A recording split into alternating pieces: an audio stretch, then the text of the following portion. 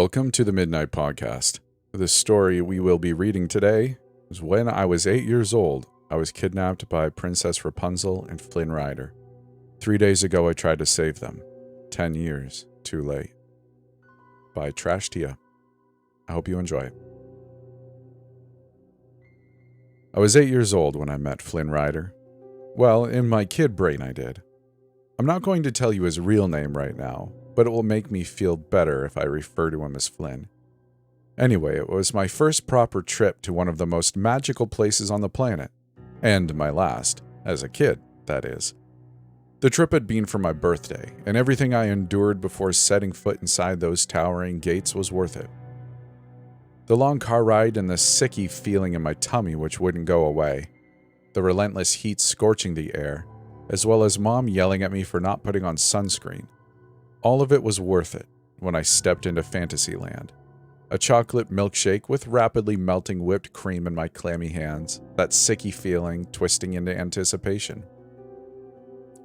I remember the air itself smelled like cotton candy and deep-fried everything, and I was so excited I was speechless. Mom was next to me keeping a firm grasp on my hand. She was looking through the map, slurping on her own rainbow-colored slushie. I'm not sure how I lost Mom. When I think back, I just remember getting progressively more and more excited until I couldn't stand it. I ran forwards, wanting to go on every ride and taste every drink and eat all the treats.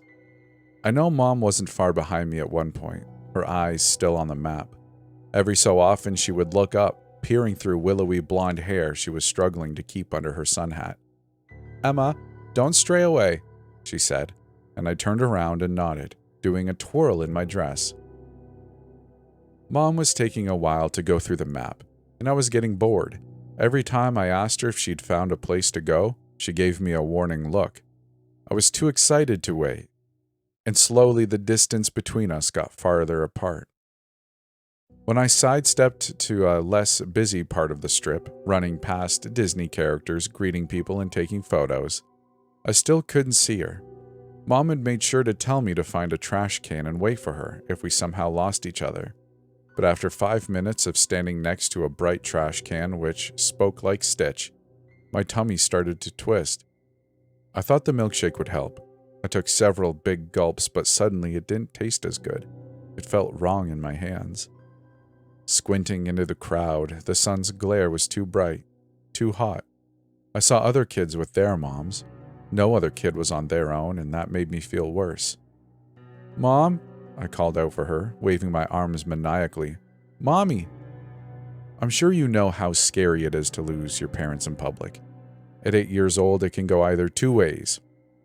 One, ecstatic because you're left in a new world to explore, or terrified because you're alone.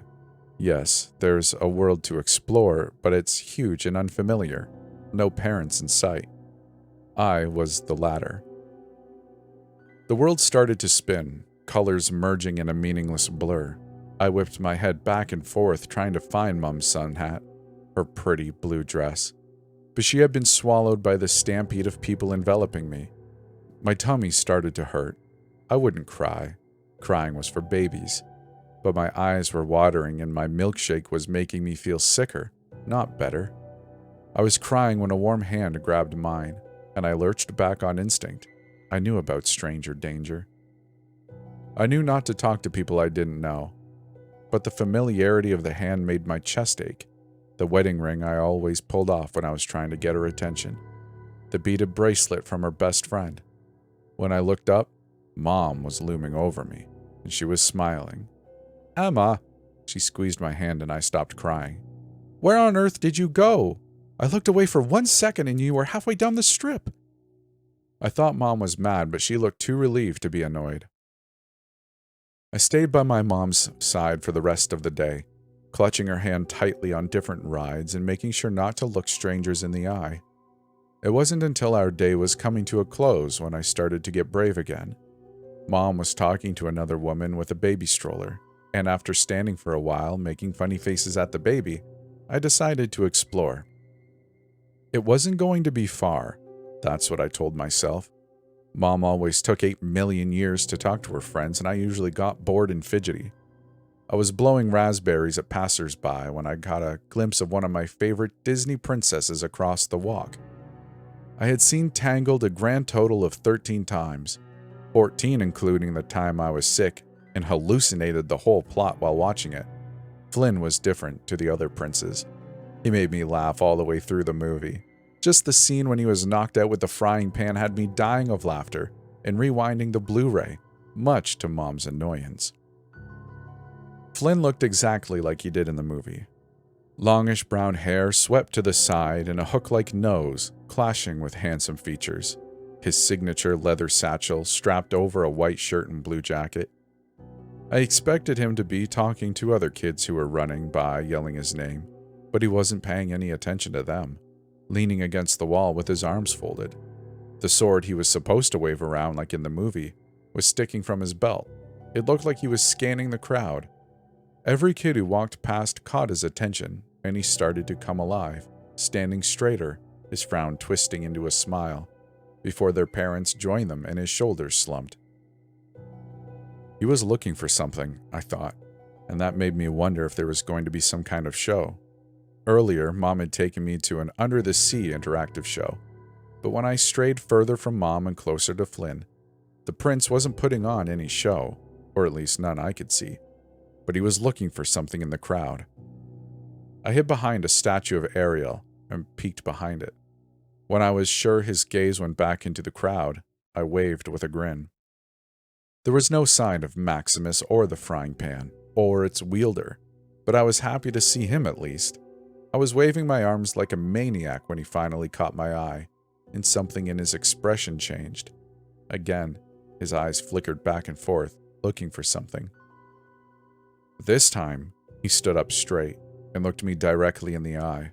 I grinned at him, and he smiled back and took out his sword, waving it. Then he winked at me, and after a moment he gestured me over. I hesitated at first. Mom told me never to talk to strangers, but this was Flynn Rider. He wasn't a stranger. I knew him like I knew my friends. Mom would understand me talking to a prince. When I looked over my shoulder, I saw Mom still talking to her friend, and I was in her field of vision, just like she said, so it would be okay. I skipped over and jumped in front of him. "Are you Flynn Rider?" I lowered my voice. "I don't like your real name." Eugene Fitzherbert was the worst name in the history of mankind. He shrugged. "Yeah, I guess." When I stopped smiling, he seemed to rethink his answer. His expression twisted, and I swore I saw pain. Pain he was trying to hide. Still, though, he grinned, which was forced. "Oh, yeah, no, of course. Yeah, I am. I'm Flynn Rider. That's me." I folded my arms. "Your nose is bigger in the movie." "Thanks." Flynn's smile wasn't as big as it was in the movie. He seemed distracted. His voice was different too. He sounded younger, like my older cousin who was in his first year of high school. But I wasn't going to complain. He just confirmed it was him. "Hi," I waved my drink. "Can I give you a hug? You're my favorite." I had to think for a moment. "After Maximus." I expected him to roll his eyes and laugh like he did in the movie. Flynn and Maximus had a love-hate relationship, and it was one of my favorite parts. Instead, though, he nodded. "Yeah, sure." Flynn looked behind me. Are you with your parents?" I followed his gaze. "Yeah, my mommy's talking to her friend," I said. "She talks forever. My daddy said he wants to divorce her for it." I was so excited I couldn't stop speaking, even when I hadn't completely thought my words through. He nodded. "Ah." Flynn grabbed me awkwardly and wrapped his arms around me in a hug. He smelled like crushed fall leaves and spicy oranges. I opened my mouth to tell him how much I loved the movie, when his grip suddenly tightened, and then it was hard to breathe without taking a sharp gulp of breath. My face was pressed against his shoulder, and the sense of fall leaves and oranges were suffocating. I tried to pull away, tried to cry out, but he held me tighter. "Listen, kid." Flynn's voice was far too different now. He didn't sound like a prince. He sounded like a stranger. "I need you to do something for me. I know you're scared, and I wouldn't be doing this if I wasn't desperate. Trust me, I'm not like this, okay? I didn't just wake up this morning and decide to kidnap a kid." His voice broke and he was panting into my shoulder. I could feel something warm dampening the straps of my dress. "You're going to follow me away from the crowd, okay? Forget about your mommy. Just... He swore again, and I could almost feel this battle he was having with himself. He wanted to let me go. He wanted to let me run away. But something was stopping him. Something dark. A shadow hanging over him. Something about his words, his voice, was sincere. Or maybe I was just a naive 8-year-old who wanted to go somewhere with a fictional prince. At that point, I couldn't see the faceless figure behind the costume.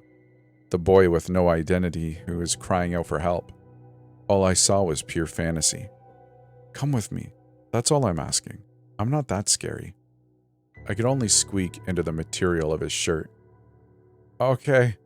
I am slightly scary. I don't blame you for wanting to run away." "Can't I help you here?" I whispered. "There are too many cameras." "What about my mommy?" "I'll bring you back to her. I just need help," he groaned. "Defeating the evil queen, or whatever." "She's back?" I whispered in a shriek. "Yeah, sure, Gotham is back." "Do you mean Gothel?" The boy sighed. "Yes, Gothel. Are you going to help me or not?"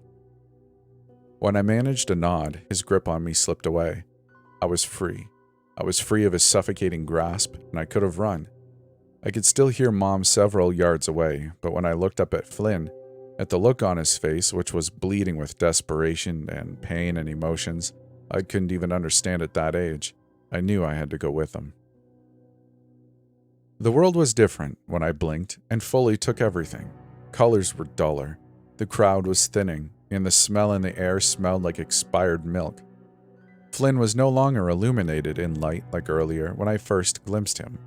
Now he was shrouded in a darkness I didn't understand. Tendrils of black twined around him, the sun drifting across the horizon and the sky was darkening. Flynn took my hand and took several steps back before he started to run. I stumbled, struggling to keep up. "Where are we going?" I gasped out, twisting around, catching one last glance at my mom. She was oblivious, a smile on her lips. Panic filled me. Would I see my mom again? I tripped over my shoes, but he just pulled me further before I could bend and tie my laces. Flynn didn't answer my first question, and I managed to choke it out again when we slowed. Flynn came to an abrupt stop. He was calculating where to go.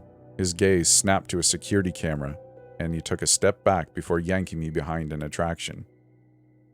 There was a sign which said closed, but Flynn kept going, pulling me past signs which kept telling us to go back, and then helping me climb over a gate. When I hit the ground knees first, he helped me to my feet. "You okay?" He frowned at my grazed knee, but I could barely feel it. I nodded and tried to smile. "It doesn't hurt." His lips quirked slightly into what might have been an actual Flynn Rider smile, before settling back into his accustomed frown. "Damn it," Flynn hissed out. He was looking at something behind me. "Please, never make me do that again." "Relax." Another voice, and my head snapped up. There she was under a setting sun. Dull rays of sunlight blurring around a halo of golden curls, plaited and entangled with blooming flowers and a purple dress which pooled around her feet. Rapunzel. Like Flynn, she was different. Her smile didn't light up her whole face, and her eyes, instead of glittering with excitement and joy, were dark and hollow. The princess had her hands on her hips. There were certain things I noticed about her which took away the magic. Her dress looked too tight around her waist, and her expression was pinched. "Did you find the kid?" Her blue eyes shot to me in what looked like hope. Flynn settled her with a glare, not playful like the movie. It was the same glare Mom gave my dad when he came home late with his assistant. "Obviously," he gestured to me. "You don't seem the least bit fazed that I just literally snatched a child." "Well, did anyone see you?" "No, I don't think so, but still, this doesn't feel right. Taking a kid." Her eyes softened. "It was for a purpose. You know we won't be able to get out of here without her." "What do you mean?" I whispered. "I thought I was saving you from the evil witch." The princess took my hands gently. "What's your name?" I ducked my head.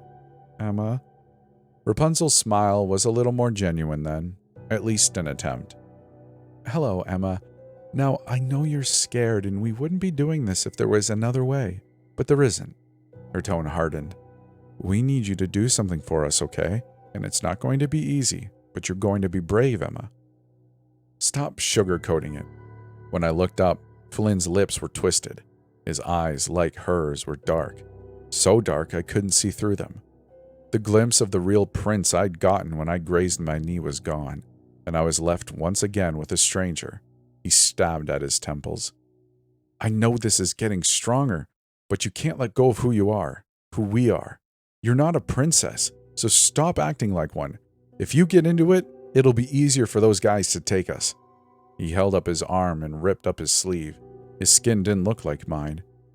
It looked like it was rippling, writhing, like there was something underneath. Creepy crawlies. I bit my lip against a cry. Flynn looked like he was going to cry himself. See? He choked out, stabbing at his arm. It's already starting, and I can't stop it. I can feel this crap draining away everything I am, and it's messed up. It's seriously messed up. Do you think I want to become some Disney prince? I can't even remember my damn name. I have to keep reminding myself, and even then it's hard. I watched as the boy dropped to his knees with his head in his lap. I just want to go to college. I want to finish my senior year and see my aunt again. I can't even remember what she looks like anymore.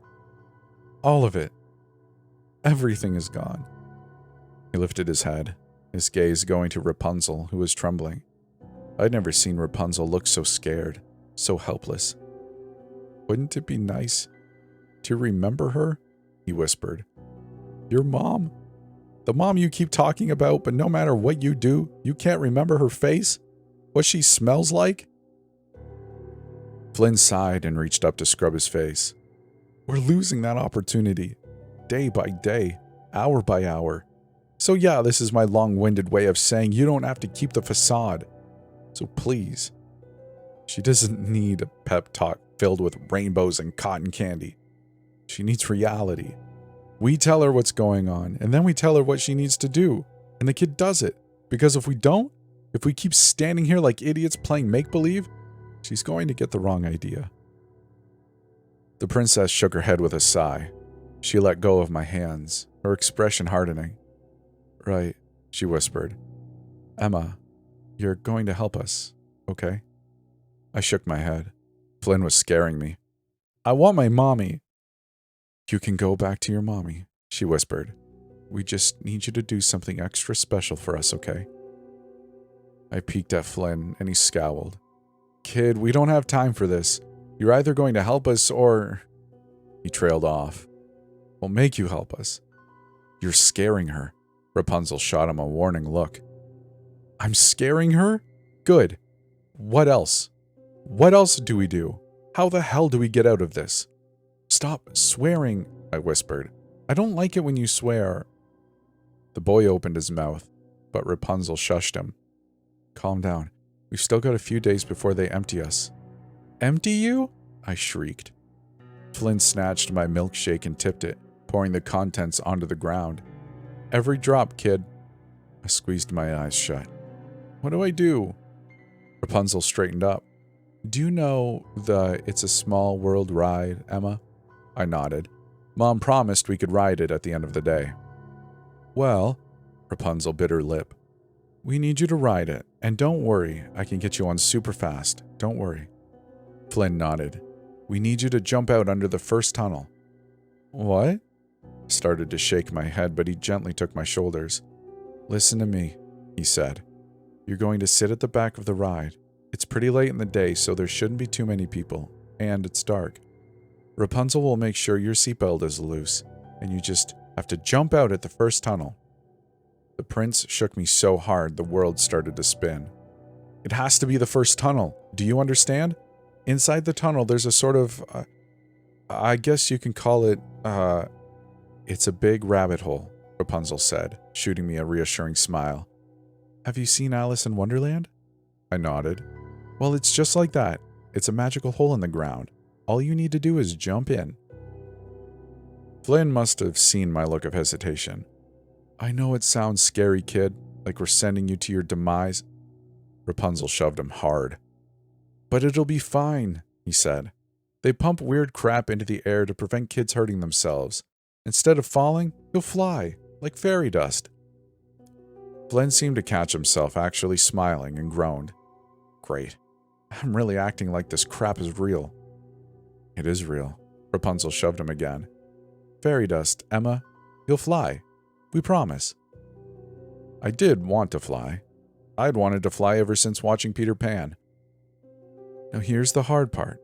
Rapunzel stood up and started to pace, while Flynn dropped his head into his arms. How long do we have? The princess asked. Maybe 5 minutes, he replied. And that's if her mom hasn't come looking for her. Right. Rapunzel took a deep breath. Emma, here comes the hard part, okay? She came to stand in front of me and I looked up, and finally, cracks were starting to appear in her appearance. Her makeup was running in the heat, and she'd rolled up the sleeves of her dress. You're going to land in a big room, the princess said. And you're going to promise me that you're going to keep your eyes closed as soon as you land, okay? You don't need to see anything, Emma. What you need to do is take 2 steps and reach out. You'll feel a big red button, and what you're going to do is press it. I frowned. Why can't I look? I don't like the dark. The two of them exchanged glances and Rapunzel sighed. The spell, Flynn said. If you open your eyes, the spell won't work. Rapunzel raised her brow. I thought you didn't want to play fantasy. He shrugged. You try convincing her to keep her eyes shut without traumatizing her. The princess nodded solemnly. Right. 2 big steps, Emma. Keep your eyes shut extra tight and press the button.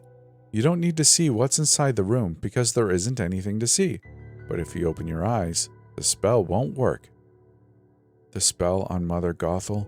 I whispered, my gut fluttering with excitement. She nodded. Exactly. Then we can all go home and you can go back to your mommy. There was a pause, and I finally said the words which had been choking my mouth since Flynn started yelling. Is someone hurting you? I asked, a lump in my throat. The princess held out her arm. Like Flynn's, it looked wrong. Too shiny. It's okay, she murmured. You can touch it.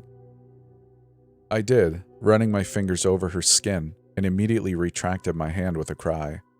Her arm didn't feel like my own, or my mommy's. It was hard and smooth and metal. It felt like my mom's car door when I slammed my hand against it, impatiently waiting for my mom to unlock it. I tried again, and the further my fingers glided past her elbow, I relaxed. Her skin felt more normal. When I frowned at her, the princess spoke, but her voice was choked.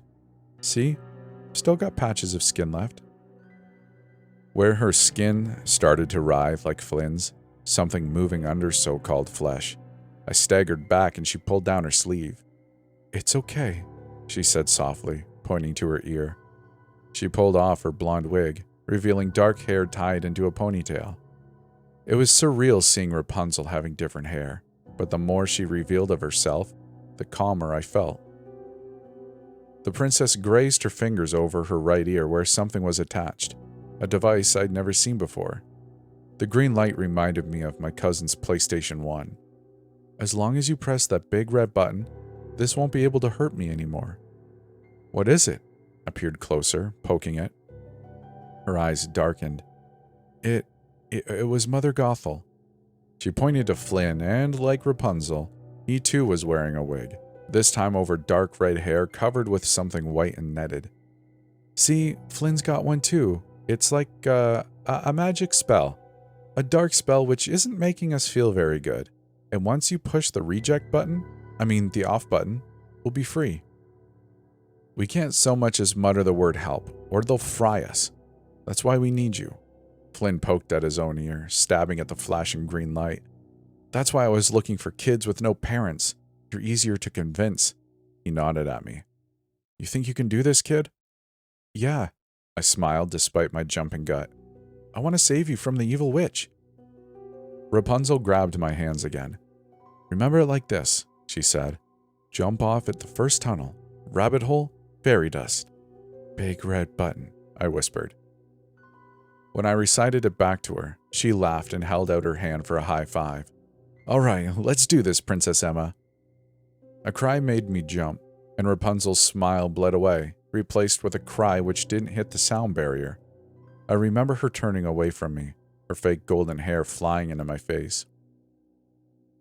The world seemed to move slowly, and I could only watch as Flynn hit the ground, his quaking hands going to his head, and she was already there, grabbing him and pulling him to his feet. "Flynn?" Rapunzel was speaking, her voice twisted with panic. "Hey, stay with me, okay?" She grabbed at his face, and I was frozen, watching. It was just like the movie, except in the movie, Flynn's eyes hadn't been rolling back and forth, showing the whites of his eyes, sharp rivulets of red dripping down his face. He was crying over Rapunzel's hisses of reassurance, his fingers clawing at his ears. "Hell, damn it!" He was speaking in sharp breaths. My head, I can't hold it back, it hurts." Rapunzel twisted around to me, her face pale. "Emma, promise me you can do this," she cried. "You can push that button, right?" I managed to nod, watching her help the prince to his unsteady feet. His expression kept changing from who he was, the scowling princess who was always in a bad mood, to something else, something I recognized, but it wasn't good recognition. It felt wrong, fake, that plastic grin which split his lips apart and lit up his eyes. Rapunzel grasped his hand, and I knew, just by looking at her, that she was prepared to put me in danger to save him. That was exactly what I expected from my favorite princess. But reality was starting to seep in, and I didn't like it. "Stay here," she said. "Do you have any jobs right now?" "Just walking around and winking at little brats." Flynn clawed at his face. I can't do this. They're in my head." His voice was a broken wail, but I couldn't register it. All I could hear was a brand new name, a name which suddenly fit Princess Rapunzel. "You can," Rapunzel hissed. She cradled his face. "It's 5 minutes, Roman. You can hold on for 5 minutes, can't you?" He only offered her a sickly smile. "And what happens if I end up like Charming, like Jasmine and Snow White? Hell, they took Snow today. Tomorrow, it's Aladdin and Eric, and then me. It starts with skin, and then brain, and finally..." "That's not going to happen," she gritted out. Rapunzel marched forwards and grabbed me. "Come on, Emma." This time her grasp was tight, but I held on. Flynn sunk to the floor. "I've got a jacket down there. If you could get it and take it to my aunt so she knows I didn't just disappear into the never realm, that would be great." His voice was strange, wobbly, like Dad when he had too much wine. Rapunzel didn't turn around, pulling me with her.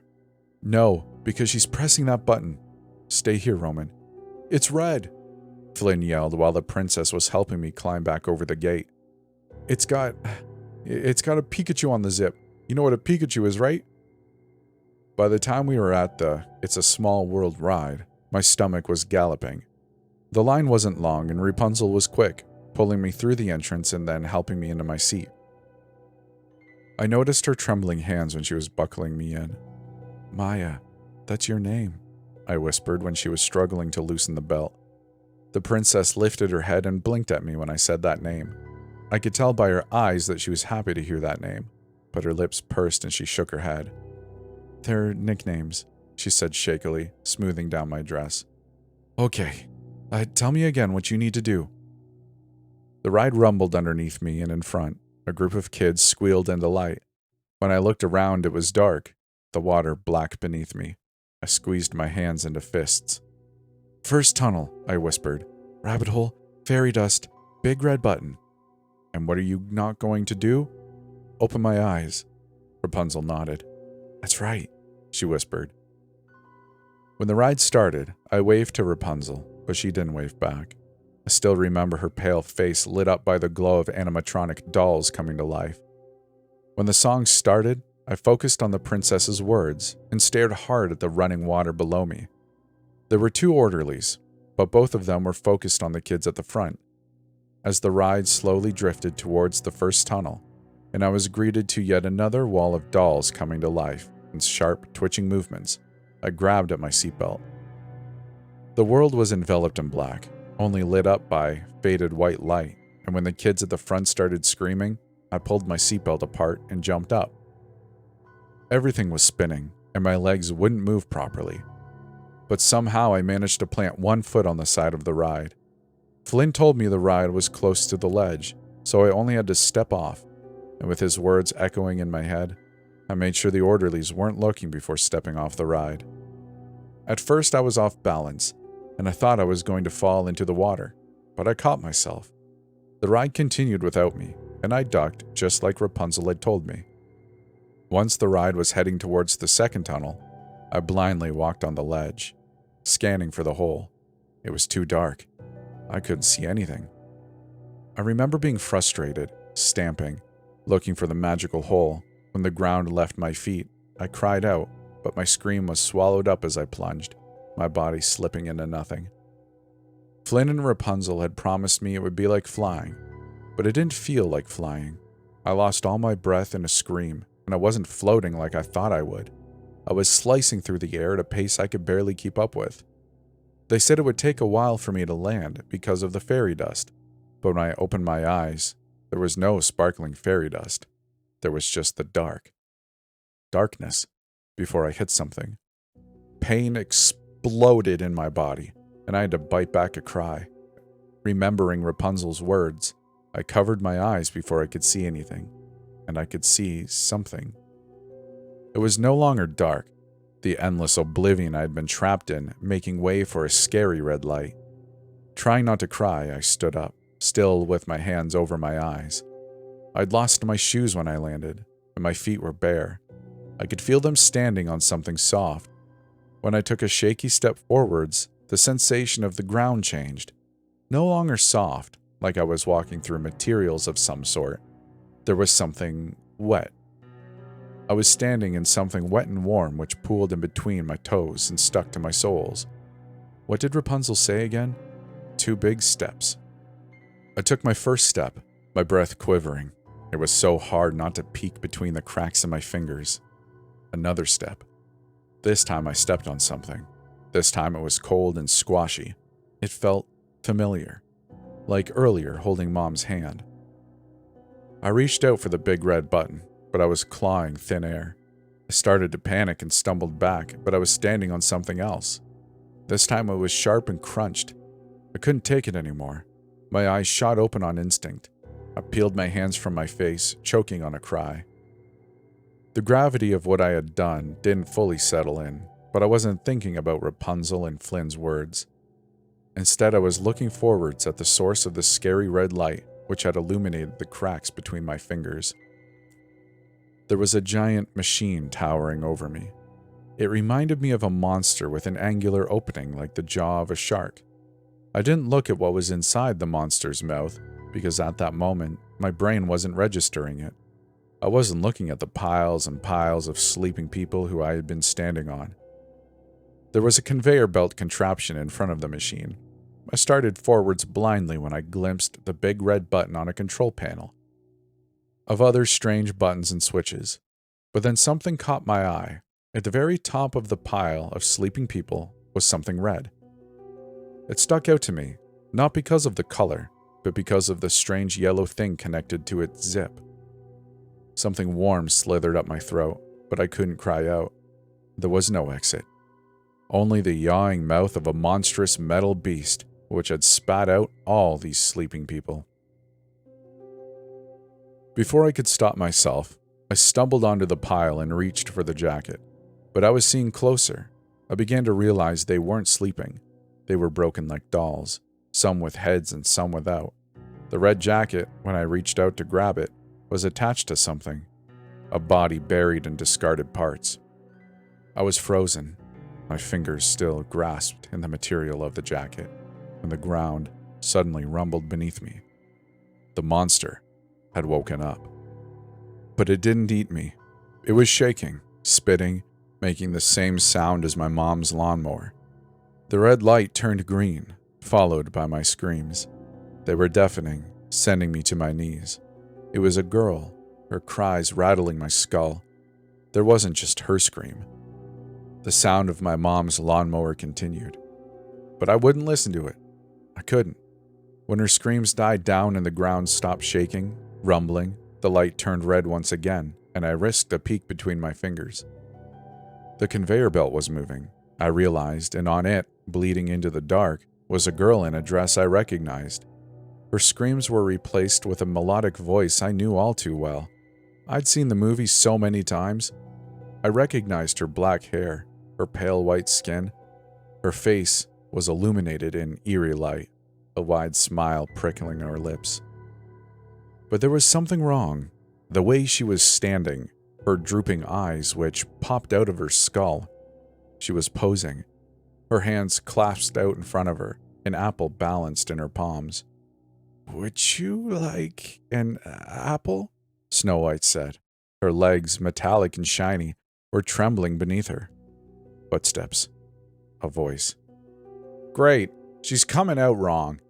I couldn't move, my gaze still on Snow White, the way a strong pair of arms grabbed and pulled her off the conveyor belt. "Ah, who let a kid in?" The voice barely penetrated my ears.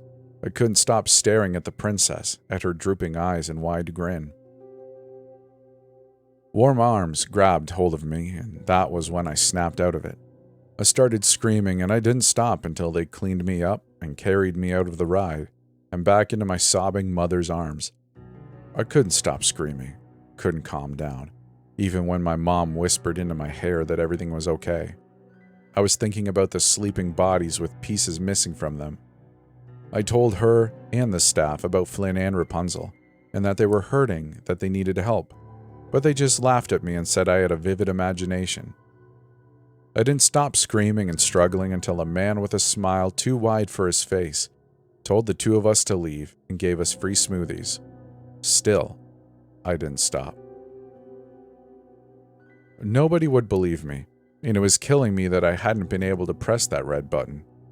Since then, I've had 12 therapists, and I've bitten 3 of them.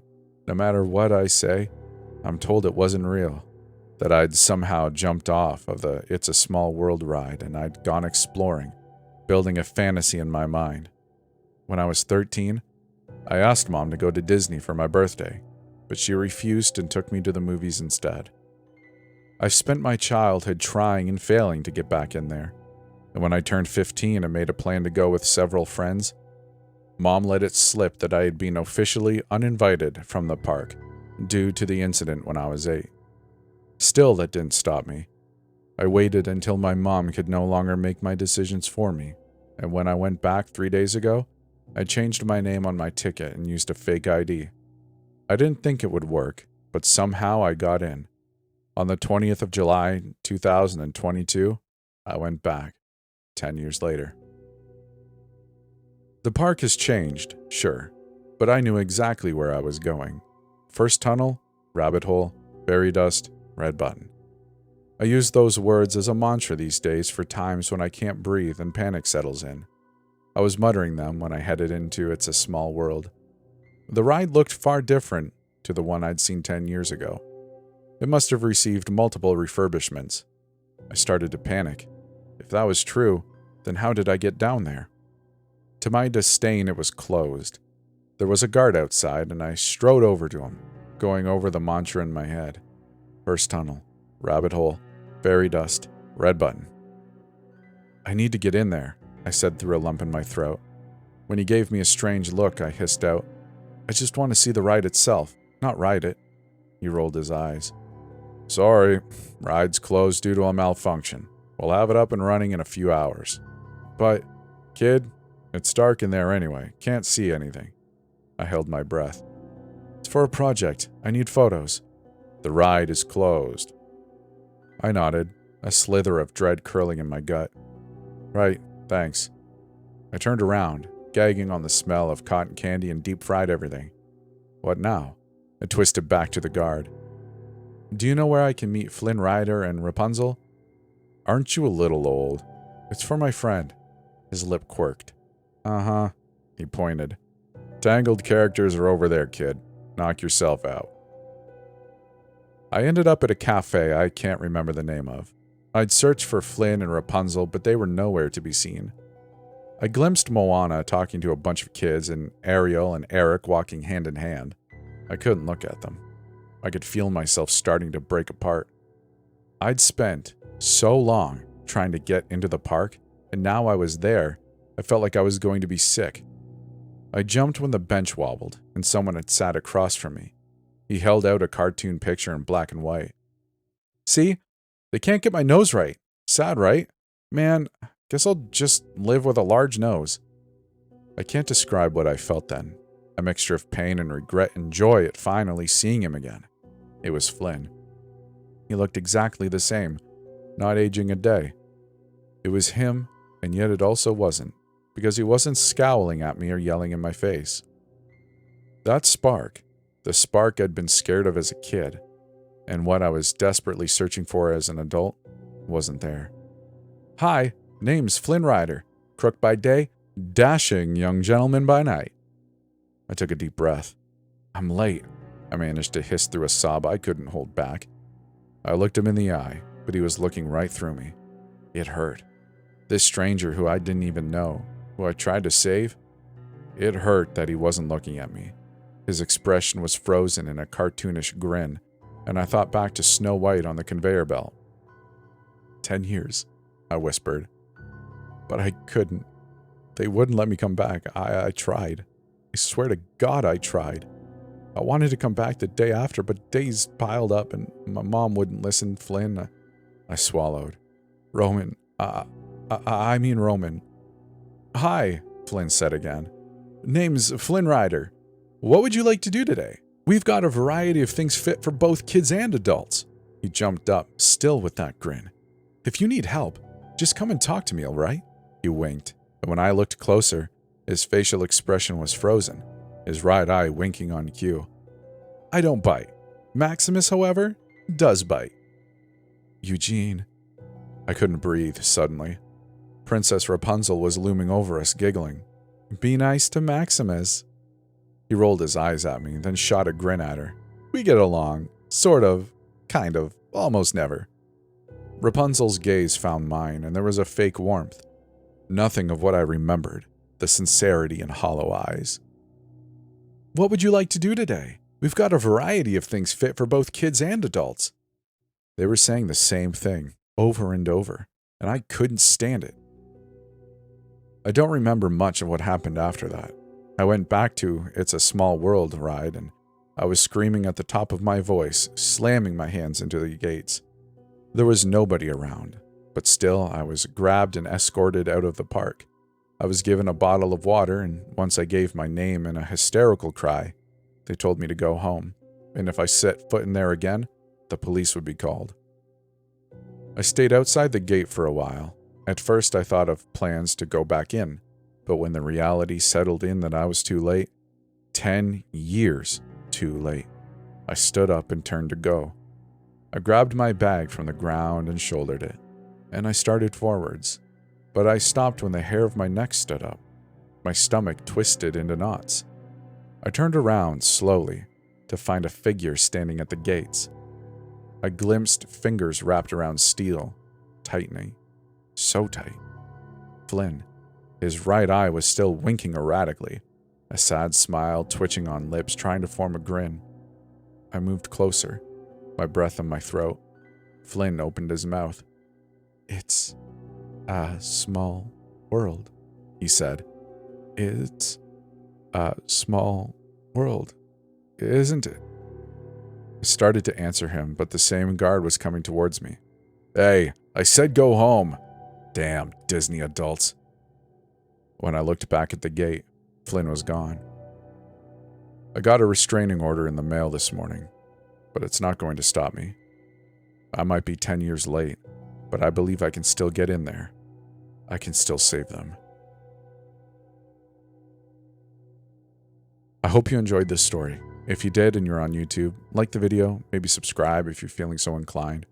If you'd like to do more than that though, you can join the Patreon, where there's early access and stuff like that.